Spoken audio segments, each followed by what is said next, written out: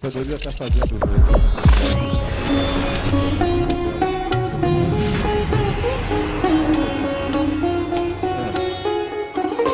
Valdemar Falcão, filho da Bia Falcão.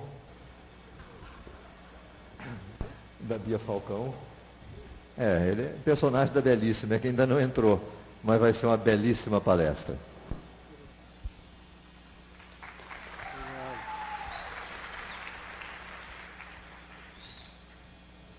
Primeiro, eu queria agradecer o interesse e a atenção de vocês ainda estarem aqui até essa hora. Segundo, manifestar a responsabilidade de falar depois de Divaldo Franco, né? A honra e a responsabilidade de falar depois dele. E terceiro, inclusive, porque o tema sobre o qual eu vou falar é a respeito do livro que o Pedro já falou para vocês, que se chama Encontros com Médiuns Notáveis. E nós acabamos de ter um encontro com um médium extremamente notável aqui, que é o Divaldo. E me deu a honra de levar um livro meu agora com ele. Esse ano já é a 10ª vez que eu estou aqui presente nesse evento. Alguns mais antigos aqui devem se lembrar de mim dos outros carnavais. E pela primeira vez eu estou aqui como autor de um livro, que é uma situação que eu jamais imaginei que fosse acontecer na minha vida. Como vocês sabem, eu trabalhei muitos anos como editor de livros, publicando livros das outras pessoas, mas nunca tive interesse nem uma ansiedade de fazer um livro meu. E a ideia veio de uma outra pessoa que já esteve aqui conosco, o físico francês Patrick Drouot, que há alguns anos atrás me disse isso: por que você não escreve um livro? E eu disse a ele: Patrick, tem tantos livros de astrologia já na praça que eu acho que se eu escrever um não vai acrescentar nada. Ele disse: não, mas você conheceu tantos paranormais interessantes ao longo da sua vida, por que você não junta essas histórias todas e coloca elas num livro? Eu me ofereço para fazer a apresentação do livro para você.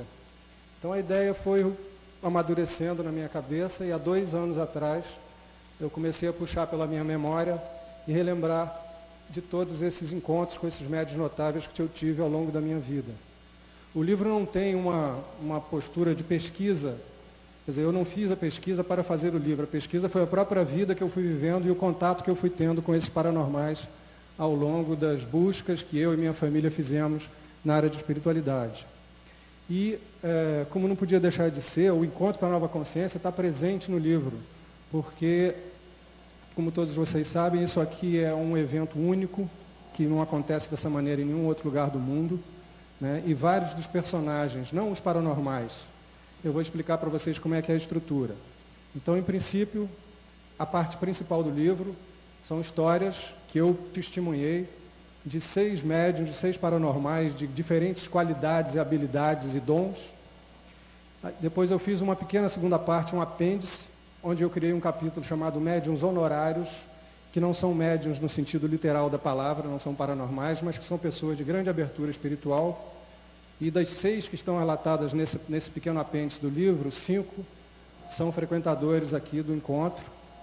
O pastor, nosso querido pastor Neemias Marian, nosso professor Hermógenes, nosso monge Marcelo Barros, nosso teólogo Leonardo Boff e o nosso físico Patrick Drouot. E por último, no finalzinho do livro, como eu trabalho com astrologia, eu coloquei os mapas dos 6 paranormais e dos 6 médiuns honorários e fiz pequenos comentários a respeito de cada um, da capacidade deles, como é que isso está refletido no mapa astral de cada um. Eu hoje aqui, por uma questão de tempo, só vou falar dos médiuns, dos 6 médiuns, e não dos 6 médiuns honorários, nossos amigos que eu acabei de mencionar para vocês. Eu vou contar um pouquinho da história de cada um, como é que eu conheci, e vou dar uma pequena amostra no mapa astral de cada um, de onde é que estão as características que os fazem serem paranormais do jeito que eles são. A minha experiência com a espiritualidade começou por volta dos 17 anos, quando a minha avó materna foi diagnosticada com um câncer de aparelho digestivo inoperável. Então foi prevista todo um período de muito sofrimento físico para ela, e nesse momento a família ficou sabendo da existência desse senhor, do Valquir, que é o chefe de um terreiro de Umbanda lá no Rio de Janeiro, e ele foi encaminhado até a casa de minha avó para tratar dela. Ele não ofereceu nenhuma perspectiva de cura, porque nem havia essa possibilidade a essa altura do campeonato. Mas ele se dedicou durante 2 meses a ir diariamente na casa da minha avó, porque ela não podia se deslocar até o centro espírita dele, e ele se dedicou a ir visitá-la diariamente. E o que aconteceu é que ela teve a sobrevida que era prevista pelos médicos, que foi de apenas 3 meses, depois da cirurgia que ela fez, mas ela não teve um único pingo de sofrimento físico. Os médicos já tinham nos dado receitas de remédios pesadíssimos, à base de morfina, porque diziam que a fase final ia ser de muita dor, de muito sofrimento, e ela não teve nada disso. Ela simplesmente, de um dia para o outro, teve uma crise hepática, entrou em coma hepática e faleceu 2 dias depois. A partir daí, a família começou a se interessar pelo espiritismo, e nós começamos a frequentar a casa que o Valquir preside até hoje, lá no Rio, que chama-se Tenda Espírita Zuricã. No livro, eu procurei não dar o nome completo de ninguém, porque a maioria desses médiuns foge de publicidade, não gosta de ver seu nome divulgado na mídia, e me pediu que não entrasse em detalhes, né? Aqui com vocês não há problema de falar nomes completos, nem nada disso. Então eu comecei a frequentar o Centro do Valquir, quando eu tinha meus 17 anos, isso aí já se vão 36 anos atrás, e comecei a conhecer o universo da Umbanda. O terreiro dele é de uma Umbanda tradicional. E eu comecei lá a descobrir que eu tinha mediunidade, comecei a frequentar, comecei a desenvolver a minha mediunidade, e testemunhei algumas coisas muito bonitas nos trabalhos que eu vi lá com ele. A primeira delas foi um dia em que nós fomos fazer um trabalho na mata. É uma coisa que a maioria dos terreiros de Umbanda faz uma vez por ano, um trabalho que se chama de macaia, no qual a gente vai para um lugar na natureza, onde haja uma cachoeira, uma floresta, e passa ali o dia inteiro fazendo trabalhos de fortalecimento, de oferenda aos orixás a céu aberto. Então, quando nós chegamos lá, a primeira coisa a se fazer, na medida que nós estávamos numa floresta, foi se fazer uma mesa para Oxóssi, que é o orixá que rege as florestas. Então, nós chegamos ao pé de uma árvore, e estendemos um pano verde, colocamos as frutas, o vinho tinto, os coités, aquelas pequenas coisinhas, e fomos abrindo as frutas, porque o aroma delas exalasse ali. Quando nós terminamos de montar a mesa, começou a cair folha de todas as árvores ao nosso redor. Não tinha um pingo de vento, eram as 7 horas da manhã, não ventava, e as folhas começaram a cair de todas as árvores, só no lugar onde estavam os médios. Era o terreiro inteiro que estava lá, devia ter umas 50, 100 pessoas, e as folhas ficaram caindo durante 5 minutos, sem parar. O mestre, o chefe, o guia principal do Valquir, que é um caboclo, nós estávamos cantando para Oxóssi, e ele ficou maravilhado com aquilo, e o bonito é que ele é um mestre oriental que se apresenta na forma de caboclo, e o símbolo dele no Oriente é aquela borboleta azul, azulona, que nós vemos aí de vez em quando. E no momento em que as folhas caíam de todas as árvores, apareceu uma borboleta dessas, girou em torno dele, deu uma volta em torno dele e se perdeu de novo no meio da floresta. Nós passamos ali o resto do dia, até 6, 7 horas da noite, ventou, choveu, o tempo abriu, o tempo fechou, e não caiu mais uma folha de uma árvore. Foi só naquele momento que nós estávamos prestando homenagem ao Oxóssi, que a floresta, digamos, nos retribuiu a homenagem. Depois, no final do dia, quando nós estávamos encerrando todo o trabalho daquele dia, fomos cantar para Oxalá. Então, o que aconteceu? Nós tínhamos uma cachoeira próxima e 2 pombos, que são o símbolo de Oxalá, chegaram voando e pousaram no alto da cachoeira, onde a água começava a despencar. Como era o fim da tarde, já estava na hora do pôr do sol, estava aquela luz alaranjada e a luz batia justamente no lugar onde os pombos estavam. Parecia que tinha um refletor que tinha sido aceso ali, só para justamente iluminar os símbolos, o animal símbolo de Oxalá. Enquanto nós cantávamos para Oxalá, eles ficaram pousados ali, e quando terminou o ritual, eles simplesmente voaram e foram embora. Essa experiência me marcou muito pela beleza dela, pelo contato com a natureza, e só fez me reforçar ainda mais a minha convicção e a minha atração pela Umbanda e por essa interação que todas essas formas de culto fazem com a natureza ao nosso redor. Num outro momento, bem mais tarde, eu tive uma outra experiência com o Valquir muito interessante, porque ele trabalha com um Exu de muita luz, que é conhecido como Exu Tranca-Rua das Almas. E meu pai era advogado, trabalhava no fórum, e um dia cedeu os autos de um processo para um advogado que saiu sem assinar um comprovante de que tinha levado aqueles autos para examinar. E depois disse que não tinha levado os autos se perderam. Isso era uma situação muito complicada para o meu pai, que era responsável por aquele processo. Então ele foi ao centro, conversou com o seu tranca-rua, explicou a situação que ele estava passando, e ele disse: não se preocupe não, porque o seu processo ele vai ser devolvido. Eu vou me encarregar disso. Uma semana ou 2 semanas depois, o funcionário encarregado da distribuição de processos no Fórum lá do Rio de Janeiro chegou até o escritório do meu pai, com o processo na mão, dizendo: olha, doutor Paulo, apareceu um rapaz lá com esse processo na mão e dizendo que precisava entregar para o senhor. Eu não sabia nem que o processo tinha saído aqui do fórum e eu não conhecia ele. Eu perguntei o nome, ele disse que não tinha importância, simplesmente entregou o processo e foi-se embora.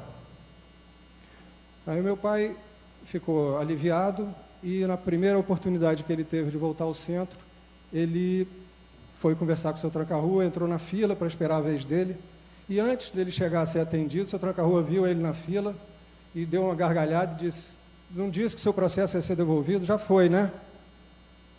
Aí, quando chegou a vez dele ser atendido, ele foi conversar com ele, e o seu tranca-rua disse a ele: olha, eu lhe disse que o processo ia ser devolvido, foi devolvido, a pessoa que foi devolver lá era um emissário meu, ainda brincou com ele, falou: ele não é advogado, nunca mais ele vai aparecer no fórum, mas fique tranquilo porque está tudo resolvido, você não tem mais com o que se preocupar. Eu queria explicar para vocês, do ponto de vista astrológico, o planeta que mais reforça a característica da mediunidade é o planeta Netuno, que tem o símbolo de um tridente. Vocês vão ver ele ali em cima. Estão conseguindo acompanhar? Netuno e o Sol. Nós vamos perceber em todos esses mapas a presença forte do planeta Netuno, caracterizando o canal de abertura para a mediunidade. No caso do Valkyr, o Netuno está em conjunção ao próprio Sol do mapa dele, colocado na 8ª casa do mapa, que é a casa do oculto, e fazendo toda uma ligação com a 12ª casa, que é a casa sobre a qual o Netuno tem a regência tradicional. Então nós vamos perceber em todos os mapas a presença forte do Netuno, seja formando aspectos com o Sol, com a Lua, ou com o ascendente, com a linha do horizonte do mapa, ou com algum dos planetas que a gente chama de planetas pessoais, Mercúrio, Vênus, Marte. Eu vou seguir em frente, então, para falar de Nazaré. Nazaré eu conheci através da família de minha ex-mulher. Era uma senhora que era enfermeira e me chamou muita atenção porque eu conheci o mapa astral dela antes de conhecê-la pessoalmente. E eu percebi nesse mapa uma série de indicações.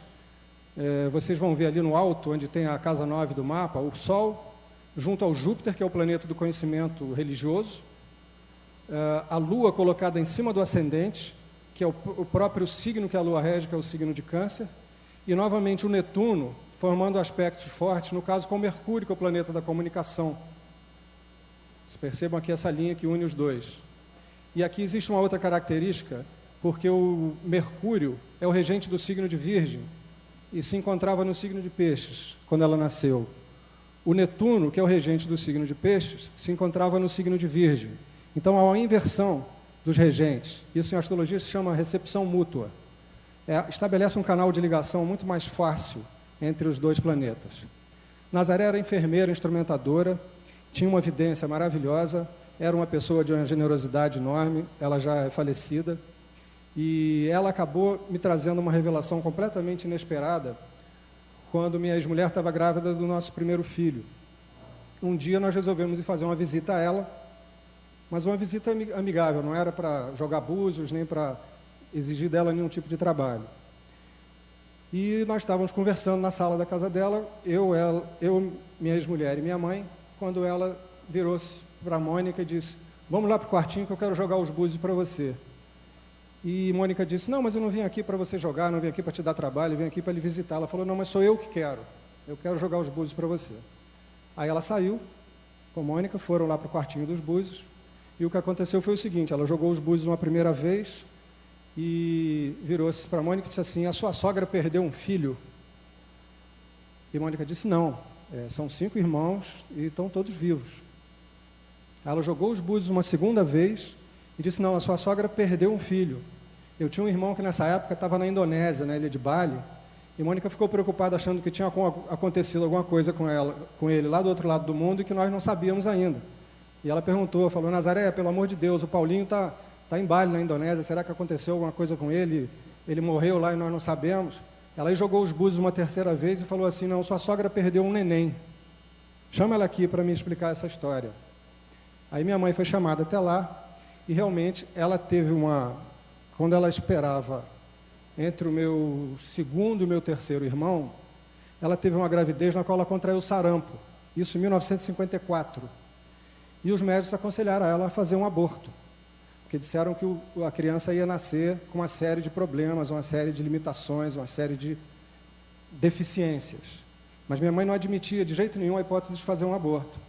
E os médicos começaram a pressioná-la, e ela resolveu rezar a Deus uma noite e disse para Deus, se você acha que eu tenho que carregar esse fardo, eu carrego, mas eu não vou ter mais filhos, porque eu sei que esse filho vai me solicitar muito a minha atenção, então eu vou encerrar por aí. Deus, se você achar que eu não preciso carregar esse fardo, trate de tomar alguma providência, porque eu não vou fazer um aborto. No dia seguinte de manhã, ela teve um aborto espontâneo e perdeu esse neném, que iria nascer no mínimo cego. Pois bem, quando minha mãe acabou de contar essa história para Nazaré, Mônica sentada na frente dela, ela apontou para a barriga de Mônica e disse assim, pois esse filho que você não teve, está voltando aqui na barriga da sua nora como seu neto. E preste muita atenção quando ele nascer, porque ele vai ter uns olhos muito bonitos para compensar os olhos que ele perdeu quando você contraiu o sarampo. E o Gabriel, meu filho mais velho, realmente nasceu alguns meses depois, tem uns olhos verdes lindos, e tem uma ligação com a minha mãe, com a avó dele, que vai além da ligação de uma avó e de um neto. Quer dizer, no livro, quando eu conto essa história, eu chamei esse trecho de O Filho que Virou Neto. Né? Então, o Gabriel, meu filho, é um irmão que eu não tive, e que agora voltou a esse mundo de ilusão em que a gente vive, como meu filho mais velho. Nazaré era uma pessoa de uma grandeza, de uma generosidade fantástica. Ela teve um câncer de pulmão, começou a se tratar e um dia me telefonou e disse, eu estou fazendo uma festa aqui na minha casa no próximo sábado para agradecer a minha recuperação e estou chamando todos os meus amigos queridos e eu queria que você e a Mônica viessem. Então nós fomos à festa, era uma festa linda, com vários pais de santo, todos vestidos com aquelas roupas muito bonitas, a Nazaré estava muito feliz, recebendo todo mundo, circulando ali no meio de todo mundo, e nós saímos da festa felizes com a suposta recuperação dela. 2 meses se passaram, eu resolvi ligar para a casa dela para saber de notícias, como é que ela estava, atendeu o marido dela e me disse, meu irmão, a Nazaré faleceu há 2 meses atrás, um pouco depois daquela festa. Falei, mas ela não tinha se recuperado? Ele disse, não. Esse foi o pretexto que ela usou para fazer aquela reunião, que na verdade era uma reunião de despedida dela. Ela sabia que ela não ia ficar mais muito tempo aqui no plano terreno e resolveu juntar as pessoas que ela mais gostava, usou essa desculpa da recuperação, mas aquilo foi uma festa de despedida. Então eu fiquei impressionado com a coragem dela, com a serenidade dela frente a uma situação dessas, e hoje em dia é mais uma amiga que está no plano espiritual. Percebam então de novo o que eu falei, a questão do planeta Netuno, lá embaixo. A Lua colocada no ascendente é uma outra característica que aviva a percepção das pessoas, mas no fundo sempre é o Netuno que é o responsável pelos canais de mediunidade. Então, como eu disse, o Netuno em oposição ao Mercúrio, que é o planeta da comunicação.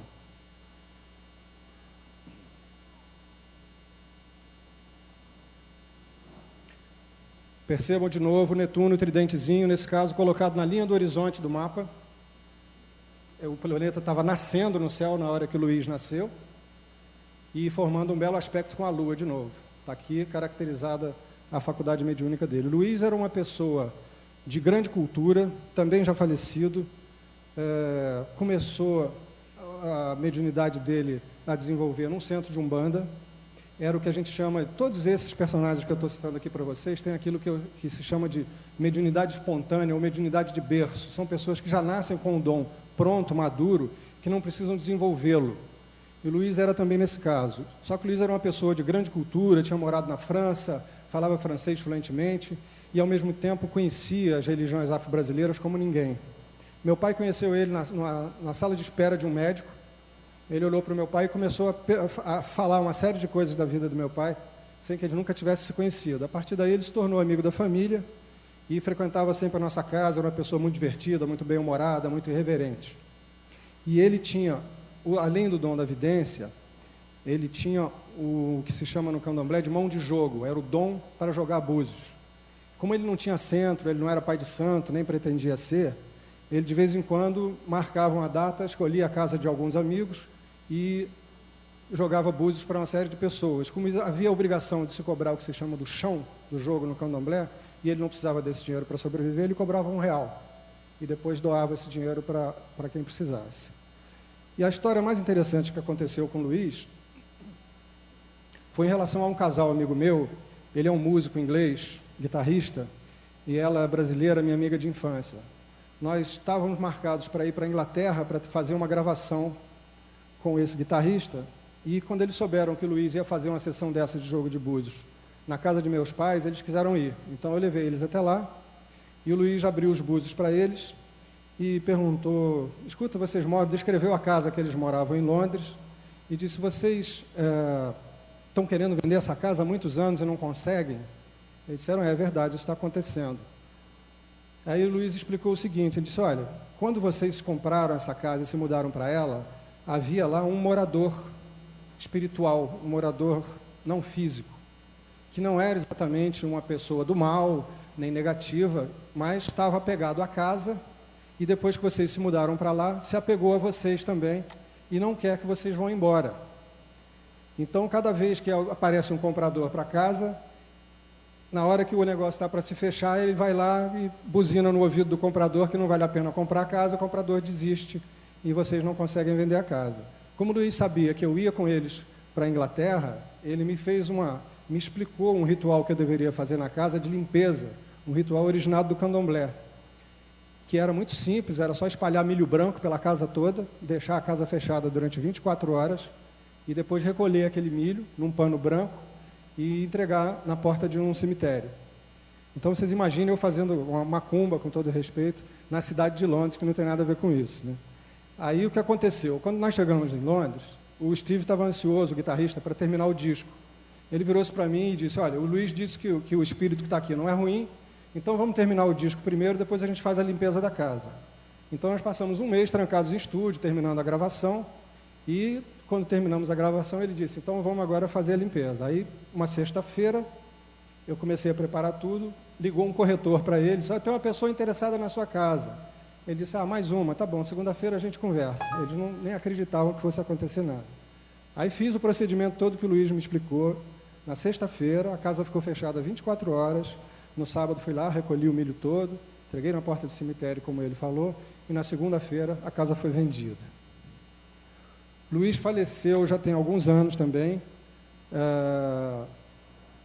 e deixou na gente uma impressão maravilhosa, porque, como eu disse a vocês, era uma pessoa completamente desapegada, não tinha a menor vaidade da capacidade que tinha um bom humor incrível. Mais adiante eu vou contar uma história engraçada que aconteceu com ele para vocês, e, mais uma vez, um desses médiuns notáveis que eu tive o privilégio de conhecer na minha vida.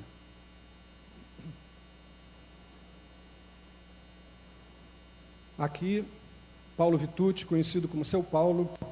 Eu me esqueci de falar uma coisa para vocês. No livro, cada médium está citado apenas o primeiro nome, sem o sobrenome, e cada um tem um título embaixo para caracterizar o dom dele conforme se manifestava. O Valquir é a Umbanda tradicional. Nazaré, a Umbanda cruzada. Luiz, a Umbanda e o Candomblé, porque ele frequentava os dois cultos com a mesma tranquilidade.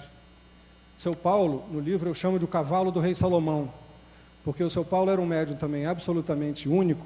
Ele morava na cidade de São Paulo, e ele não tinha centro, não tinha uma casa onde ele fazia os trabalhos. Ele ia na casa das pessoas realizar o trabalho lá. E ele recebia um rabino, a entidade principal que ele recebia era um rabino. Segundo ele dizia também, o profeta Jonas, aquele que nós conhecemos a história da baleia, e o chefe da falange dele seria o próprio rei Salomão, da Bíblia, que eu nunca vi incorporado nele, porque diziam que ele só incorporava uma vez por ano. Era o rabino que era o principal atuante no trabalho dele. E o seu Paulo tinha um dom muito especial de materialização, que ele chamava de transporte. O rabino, quando chegava na casa onde ele ia fazer os trabalhos, ele pedia que se trouxesse um lençol branco de uso comum da casa, uma roupa de cama, e pedia também um lenço, um chale, uma echarpe, algum lenço comprido. Primeiro, ele recebia o profeta Jonas, que fazia um processo de limpeza na casa. O profeta pegava aquele lençol, enrolava no corpo como se fosse uma túnica dos tempos bíblicos. E depois o profeta Jonas desincorporava e ele se preparava para receber o rabino. Como o rabino fazia o trabalho de materialização, para não haver suspeitas de fraude, ele pedia que as mulheres que estivessem presentes na reunião se retirassem da sala por um momento, ficavam só os homens. Seu Paulo tirava a roupa dele todinha, ficava nu em pelo, pegava-se esse lençol branco, ele enrolava no corpo como se fosse um vestido, tomara que caia, amarrado aqui na altura do peito. E se tivesse alguma pessoa que estivesse frequentando a reunião pela primeira vez, essa pessoa era convidada a revistá-lo, como se fosse um policial batendo no corpo dele todo, para ver que ele não estava escondendo nada no corpo. Aí, em seguida, o rabino chegava e começava a atender as pessoas, dava suas consultas, e chegava um determinado momento que ele fazia uma oração, onde ele pegava esse lenço, também da casa, começava a balançar o lenço, fazia uma série de preces, e em um determinado momento ele balançava aquele lenço, e do lenço caíam moedas de ouro, notas de dólar, pequenas pedras preciosas, que ele chamava de sementes. E ele chamava o processo de transporte, não de materialização, porque ele disse que essas coisas eram tiradas de algum lugar no mundo e trazidas para lá, não eram fabricadas por ele. Era um processo de transporte. Percebam no mapa de São Paulo, de novo, a questão do Netuno, como no mapa do Luiz, cravado em cima da linha do ascendente, do horizonte do mapa. A lua nova, a lua em conjunção ao Sol na casa 8, como no mapa do Valkyr. E a casa 8 é considerada a casa da transmutação, também na astrologia. Daí a capacidade que ele tinha de fazer esses transportes. Agora, a história engraçada que aconteceu, como eu disse a vocês, o Luiz, foi o Luiz que nos introduziu ao seu Paulo. Conheceu o seu Paulo em Brasília, na reunião na casa de um amigo, e o convidou para ir na casa de meus pais no Rio de Janeiro. E o Luiz, como era muito irreverente, um dia nós estávamos, na ausência do seu Paulo, conversando em casa sobre o fenômeno todo, e o Luiz, com o jeito dele brincalhão, disse assim: para mim, o seu Paulo esconde aquelas coisas ali na bunda dele, e na hora do negócio dá uma balançada e cai aquelas pedras todas. A gente achou muita graça, achou um pouco de reverência demais, mas o seu Paulo não estava presente, então a brincadeira ficou só entre nós. Coitado do Luiz, na primeira vez que o seu Paulo voltou ao Rio para trabalhar lá em casa, quando o rabino baixou, a primeira coisa que ele fez, chamou o Luiz e falou assim: Luiz, vem cá, mete mão aqui para ver se tem alguma coisa escondida. Deu uma bronca nele, danada. Luiz ficou morrendo de vergonha e disse: não, rabino, de jeito nenhum, eu não fiz, não estava duvidando da sua capacidade. Ficou todo embaraçado. E o rabino dizia: não, pode meter mão para ver se tem alguma coisa escondida aqui e tal. E ele disse: não, deixa para lá e tal, vamos ficar por isso mesmo. Seu Paulo era uma figura adorável, era enorme de gordo, muito bem-humorado, e tinha uma característica muito interessante também. Por conta desses trabalhos de transporte, de materialização, isso usa muito da energia das pessoas presentes na reunião. Então, quando acabava a reunião, estava todo mundo com muita fome. E o seu Paulo era apaixonado por chocolate. Então, a grande recompensa que ele tinha, um detalhe, gente, nenhuma dessas pessoas cobrava um tostão pelo trabalho que fazia, tá? Era tudo absolutamente gratuito. Então, a recompensa do seu Paulo era o bolo de chocolate. Então, a casa queria recebê-lo, fazia bolo de chocolate, brigadeiro, todo tipo de doce de chocolate, e quando acabava a reunião, nós íamos para a mesa para o seu Paulo saborear, e todos nós saboreávamos lá todos os doces e bolos de chocolate. Ele lambia os dedos e achava tudo maravilhoso. Era uma figura adorável, que já faleceu também alguns anos atrás, era discretíssimo, não gostava de aparecer. Quando algum órgão de imprensa procurava, dizia que tinha ouvido falar dele, ele disse: não, isso é mentira, não tem nada disso, isso é história que as pessoas inventam, eu sou uma pessoa comum, não tenho nada disso. E ele uma vez contou para mim, ele disse que já tinha nascido com esses poderes, e que quando ele tinha 14 anos de idade, os mensageiros, que era como ele chamava os guias dele, abriram uma janela dimensional e mostraram para ele o seguinte: olha, você tem duas opções aqui, você pode seguir o caminho da esquerda, que vai fazer com que você tenha muito dinheiro e muito poder material enquanto você estiver aqui na Terra, mas depois que você desencarnar, você vai trilhar um caminho de fogo. Ou então você pode escolher o caminho da direita, no qual você vai ter uma vida simples, modesta, na Terra, discreta, não vai lhe faltar nada, mas também não vai lhe sobrar nada. E depois que você desencarnar, você vai trilhar um caminho de luz. Ele, como era muito brincalhão, quando me contou essa história, piscou o olho e falou assim, caminho de fogo, eu, hein? Deixa eu ficar quieto aqui no meu canto, que eu quero o meu caminho de luz depois que eu morrer. Desencarnou, de maneira também assim discreta, a gente soube só depois que ele já tinha morrido.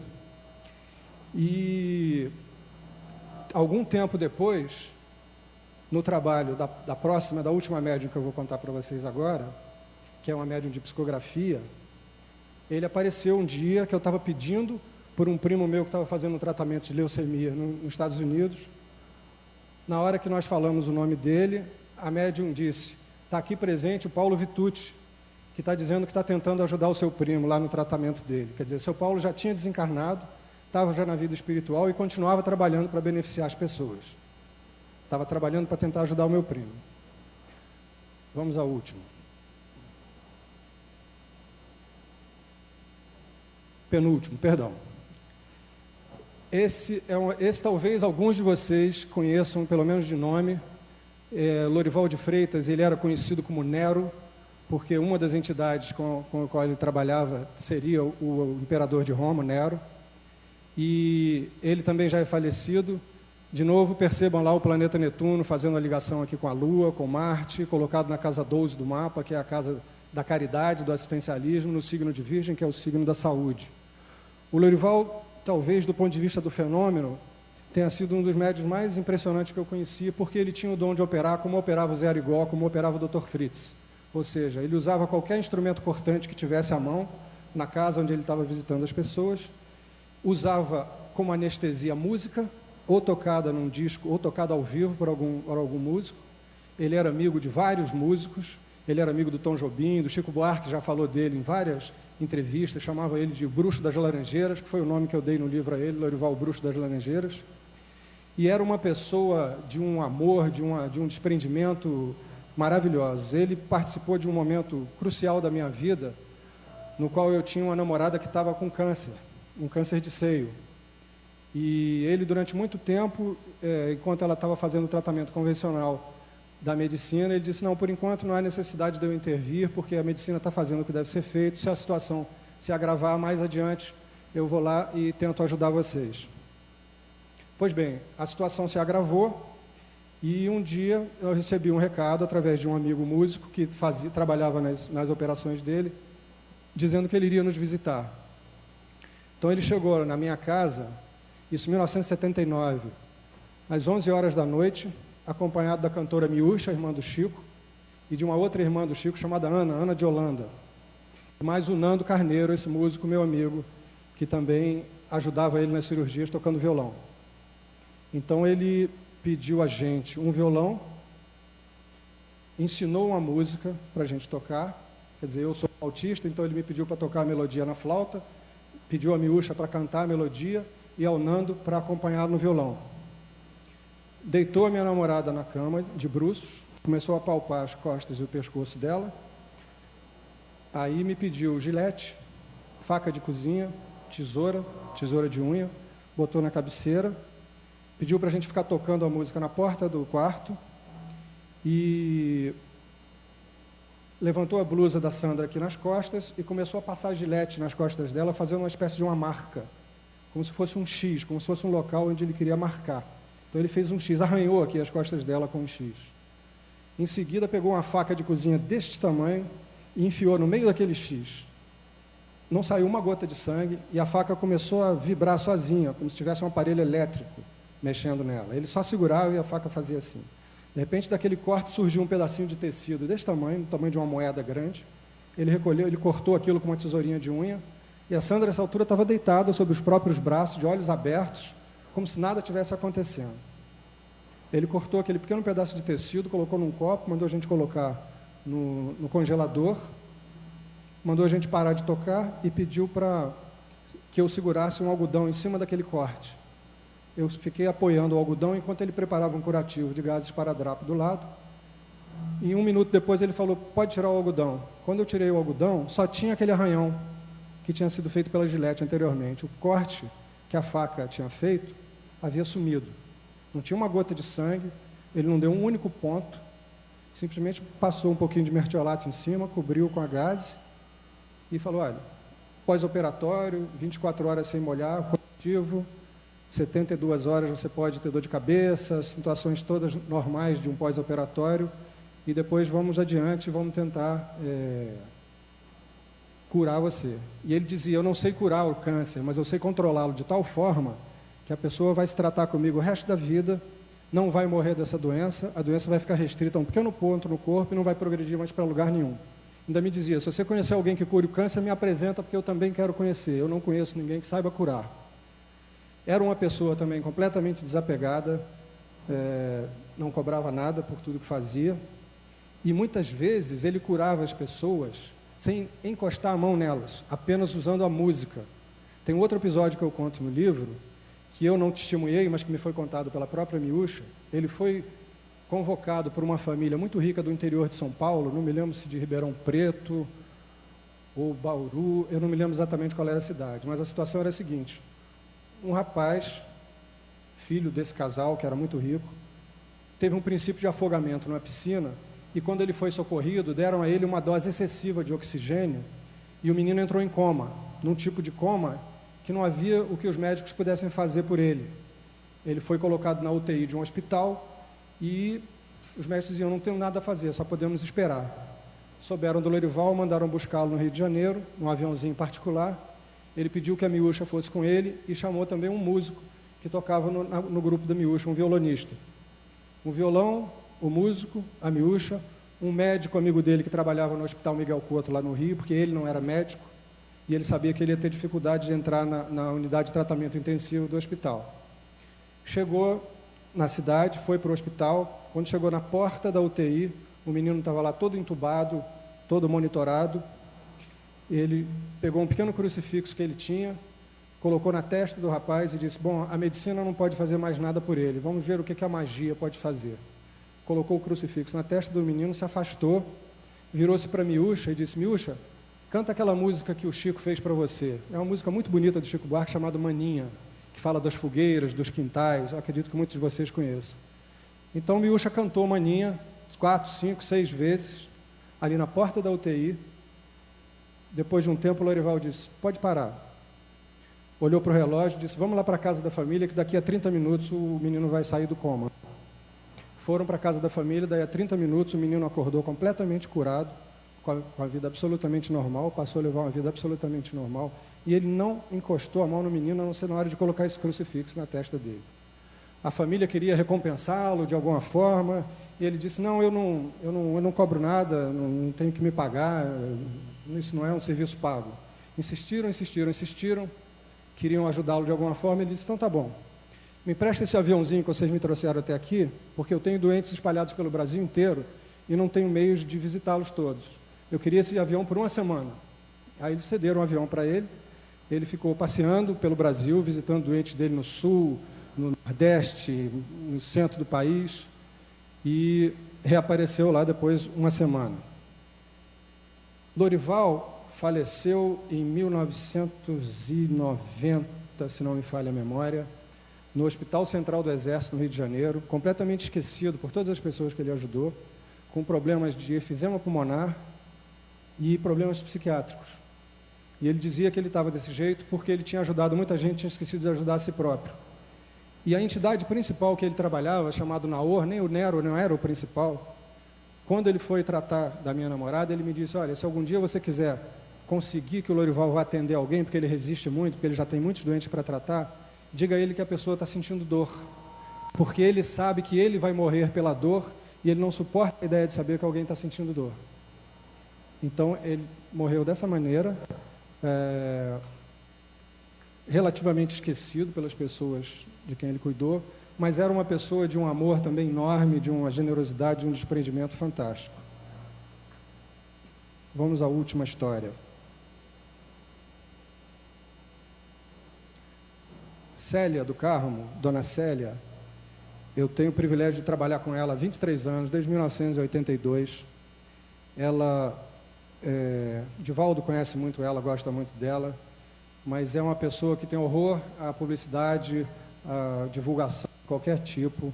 ela não admite aparecer em público, em jornal, rádio, televisão. Acabou de fazer 81 anos de idade, ela é de 1925, como vocês podem ver ali. Eu a conheci em 1982, quando fui ver pela primeira vez um trabalho dela. E para vocês terem uma ideia da dimensão da mediunidade dela, no ano de 1991 ou 92, nós recebemos lá no centro que ela preside no Rio, uma visita de uma pessoa ligada ao Chico Xavier, que veio nos fazer uma visita de cortesia. Então, quando começaram os trabalhos, a Célia disse, tem aqui uma irmã nossa que vem lá de Uberaba, do grupo do Chico, veio aqui nos visitar e vai dizer aqui algumas palavrinhas. Então, a moça falou aquelas amabilidades habituais e, no final, disse assim, gente, eu preciso dar um recado para vocês que o Chico me pediu, para vocês que frequentam essa casa aqui, ele mandou dizer para vocês aproveitarem bem a oportunidade, o privilégio que vocês têm de conviver com aquela que ele, Chico, considera a maior médium do mundo. E a Célia, que não gosta desse tipo de elogio, na mesma hora negou, disse que não era nada disso e tal. Mas o dom dela é de uma precisão assim absurda. Ela faz o mesmo trabalho que faz o Chico, de psicografia, de receber mensagens de pessoas já falecidas, só que ela recebe dados absolutamente particulares das pessoas, e muitas vezes coisas que a própria família não conhece. Nomes, endereços, telefones, até o número de CPF eu já vi ela dar uma vez, né? E ela tem uma visão absolutamente científica de todo esse processo. Ela diz que ela não tem religião nenhuma, ela respeita e admira todas, mas prefere não se engajar em nenhuma. Ela diz que ela é um aprendiz universalista, porque todos nós vivemos no mesmo universo e devíamos aprender a respeitar as pessoas e aceitar o que é diferente de nós. Então, ela se intitula uma aprendiz universalista. Eu já vi, nesses 23 anos de trabalho com ela, situações as mais impressionantes do ponto de vista da precisão da mediunidade dela.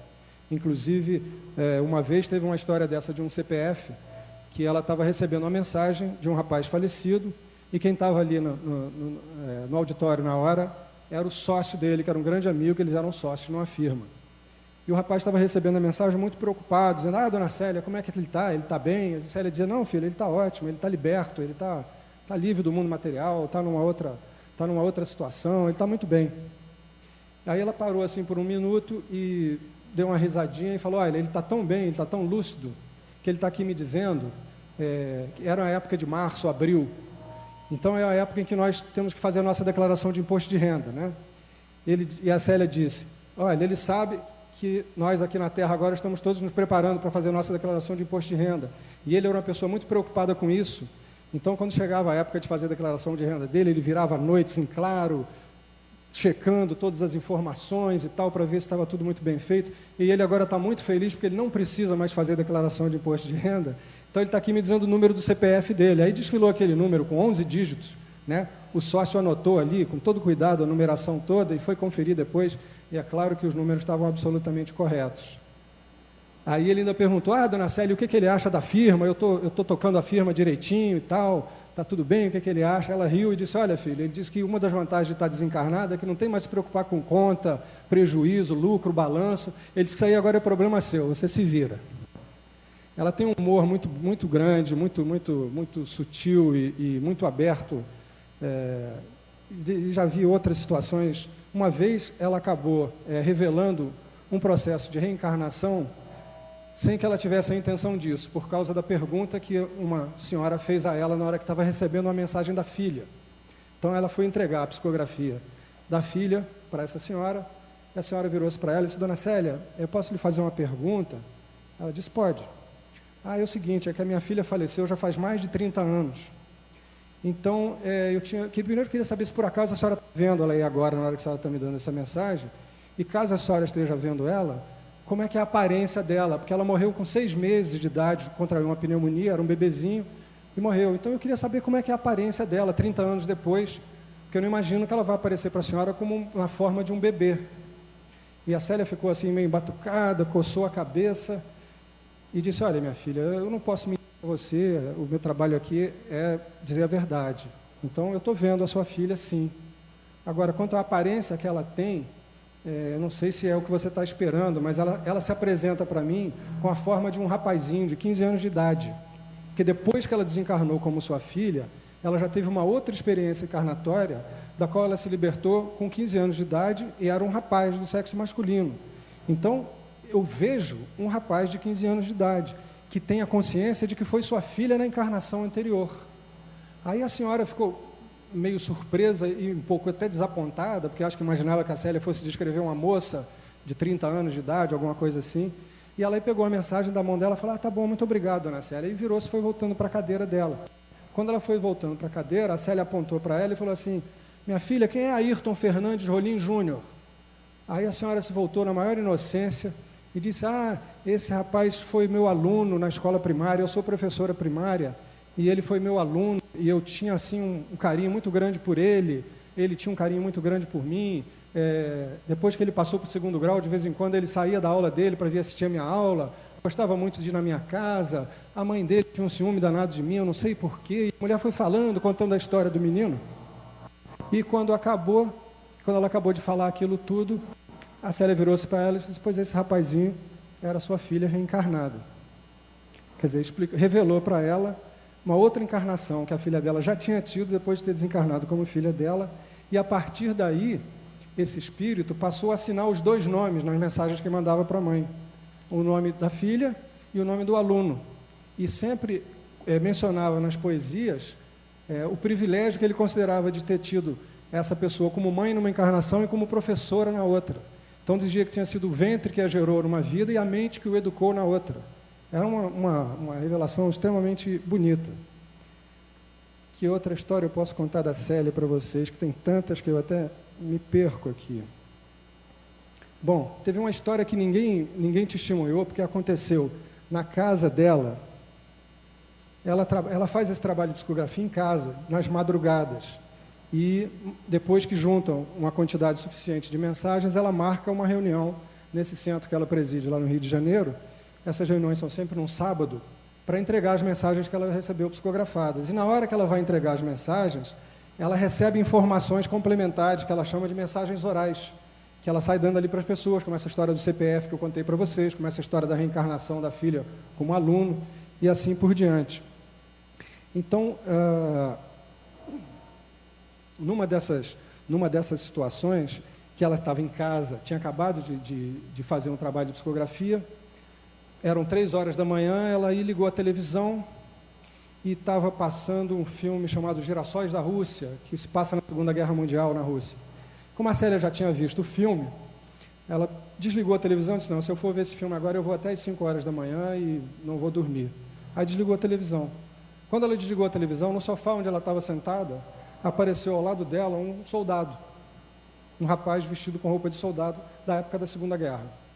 Virou-se para ela e disse: não gostou do filme? Não vai ver o filme? Ela disse: não, um parênteses, toda vez que acontece uma situação dessas, que alguém aparece para ela, ela tem a noção de que aquilo ali é algum trabalho a ser feito, né? Então ela começou a conversar com o rapaz e disse: não, eu já vi o filme, eu gosto muito desse filme, é que está muito tarde, se eu for ver esse filme agora, eu vou dormir às 5 horas da manhã. O rapaz virou-se para ela e disse assim: a senhora sabia que o tanque passou em cima das minhas pernas e que eles estão querendo amputar as minhas pernas? Nesse exato momento, ela resolveu inverter o conceito de vivo e de morto. Passou a chamar ela própria de morta e ele de vivo. Disse: olha, meu filho, você não vai perder as suas pernas porque você está vivo. Você pode ver que as suas pernas estão aí. Você não perdeu as suas pernas, você está vivo. Sou eu que estou morta aqui, presa nesse corpo de carne.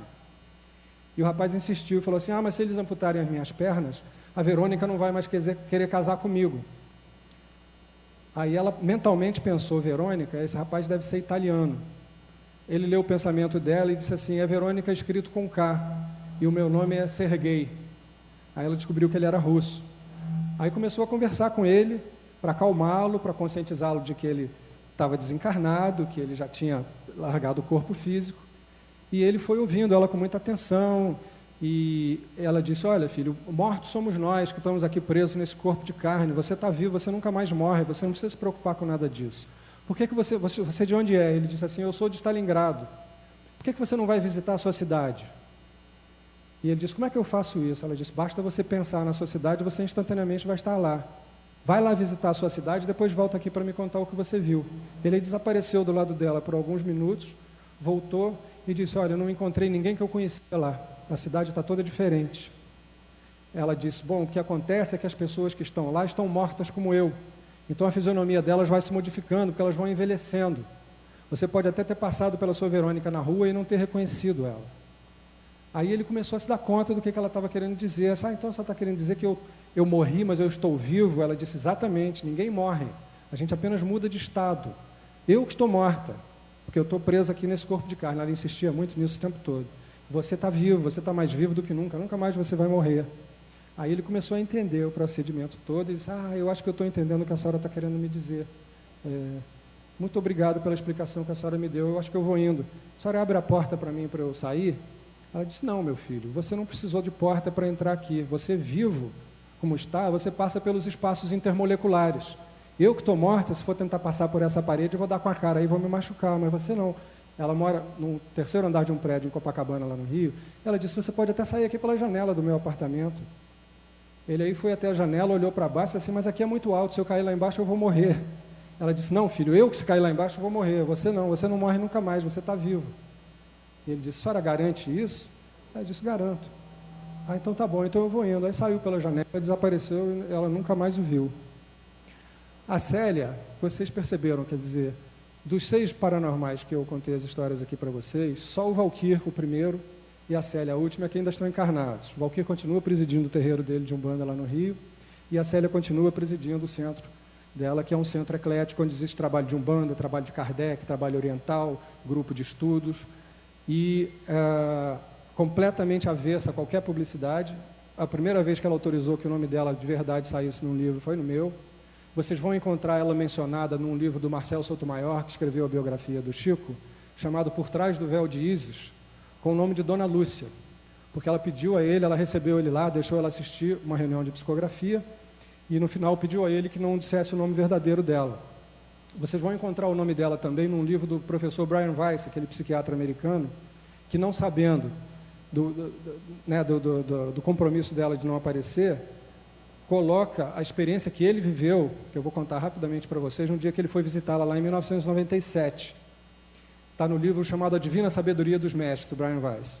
Ele chegou lá no dia da reunião, ele estava no Brasil por causa da Feira do Livro lá no Rio, e foi lá conhecer o trabalho. E no primeiro intervalo que ela tirou para dar uma descansada, levaram ele até a salinha dela para que os dois se conhecessem, mas ela não sabia nada da vida dele, sabia apenas que era um psiquiatra que pesquisava vidas passadas e reencarnação. E eu fiquei encarregado de fazer a tradução da conversa dos dois. Então ficou naquelas amabilidades, muito bonito o seu centro, eu já ouvi falar dos seus livros e tal. Aí em um determinado momento ela deu um tapinha na minha perna, eu estava sentado do lado dela e disse, filho, diz aqui para o Dr. Brian que está aqui uma energia, ela chama os espíritos todos de energia. Está aqui uma energia chamada Adam. E o Adam está me pedindo para dizer ao Dr. Brian que o coração dele, Adam, já está na posição correta. Eu peguei e traduzi, né? O que a Célia fala para mim, eu não me preocupo em checar veracidade. Eu traduzi a informação para o Dr. Brian, ele ficou muito emocionado, porque depois é que a gente foi saber da história. Enquanto ele estava emocionado ali, falando inglês com ela, agradecendo, ela disse, olha, o Adam está mandando um beijo para fulana, cicrano e beltrano. Aí ele quase caiu da cadeira, o Dr. Brian, beijava a mão dela, só sabia falar obrigado, obrigado, em português, era a única palavra que ele sabia falar. A questão é a seguinte, Adam foi o primeiro filho que o casal Brian Weiss teve e que nasceu com um defeito congênito, no qual o coração dele estava de cabeça para baixo dentro do peito. Ou seja, as veias e artérias todas, tudo invertido. Então ele teve uma sobrevida de 2 horas depois do parto e desencarnou. Anos depois, eles tiveram mais um casal de filhos. Então, primeiro, ele mandou a informação para o pai de que o coração dele agora já estava na posição correta, sem que a Célia soubesse nada da vida dele.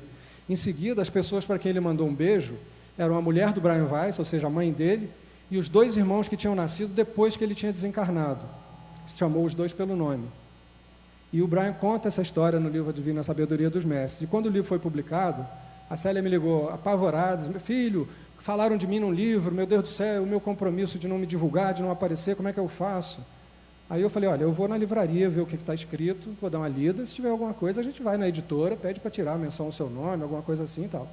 Fui dar uma checada, ele não dá sobrenome, não diz onde era o centro, quer dizer, foi uma informação assim que não revelou nada da privacidade dela.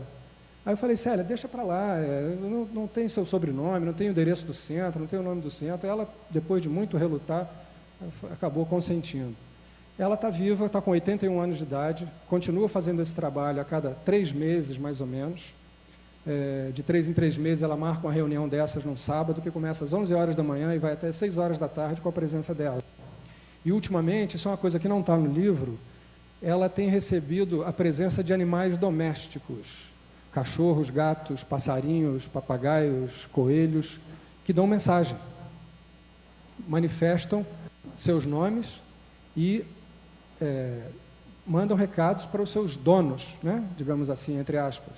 E já havia situações mais inusitadas nesse sentido também. Há pouco tempo, ela, agora, na última reunião que nós tivemos em dezembro, ela falou de um cachorro e a família estava lá presente e chegou até a frente da mesa para receber a mensagem dela e disse: olha, ele está mandando dizer a vocês que ele gostava muito dessa época do ano, perto do Natal, porque é a época que se faz rabanada. Então a dona dele fazia muitas rabanadas e aquele leite que sobrava das rabanadas, ela botava num pratinho e dava para ele tomar o leite das rabanadas. E ele adorava aquele leite das rabanadas. Vejam só, o cachorro mandando dizer para a família que gostava do leite das rabanadas que eles tomavam. Então, como eu dizia a vocês, a Célia continua fazendo o trabalho, tem essa responsabilidade de ser considerada pelo Chico Xavier como a maior médium do mundo, faz o trabalho de forma anônima, quer dizer, ela não se preocupa, não se importa com propaganda de boca que se faça dela com esse tipo de divulgação, mas ela não aparece de jeito nenhum em nenhum rádio, nenhum jornal, nenhuma televisão. Acabou se tornando amiga do jornalista Domingos Meirelles, que foi lá uma vez para fazer um programa Globo Repórter inteiro com ela, e ela o recebeu na salinha e falou: filho, você vem aqui quantas vezes você quiser, qualquer dúvida que você tenha a respeito da fenomenologia espírita, eu te explico tudo a partir de uma ótica científica, mas, por favor, para o seu programa, faça de conta que eu não existo. Fique meu amigo, venha aqui quantas vezes você quiser, mas não mencione nunca nem o meu trabalho, nem a minha pessoa no seu programa. E eles ficaram amigos, se frequentam até hoje. Bom, a ideia fundamental desse livro é contar essas histórias que eu tive o privilégio e a honra de testemunhar ao longo da minha vida de formas absolutamente espontâneas. Como eu disse a vocês, não houve nenhuma pesquisa de campo para fazer isso. Foram as situações que eu vivi ao longo da minha vida. Agora, a outra coisa muito importante aí é que a minha intenção fundamental era justamente fazer uma homenagem à tolerância, ao ecumenismo, à aceitação da diferença uns dos outros, porque vocês percebem que todos os médios que eu mencionei, cada um tinha uma característica diferente, cada um tinha um tipo de trabalho diferente, e todos tinham uma abertura muito grande para isso. Como eu expliquei para vocês, resolvi fazer essa homenagem a essas outras pessoas, pela abertura espiritual que elas têm, o pastor Neemias Marião, o monge Marcelo Barros, o professor Hermógenes e tudo mais. E o próprio encontro está mencionado no livro. Esse encontro, como eu disse no início, eu acho uma das coisas mais interessantes e mais fortes que existem no mundo. Queria agradecer muito a atenção e o interesse de vocês de estarem aqui até agora. Muito obrigado.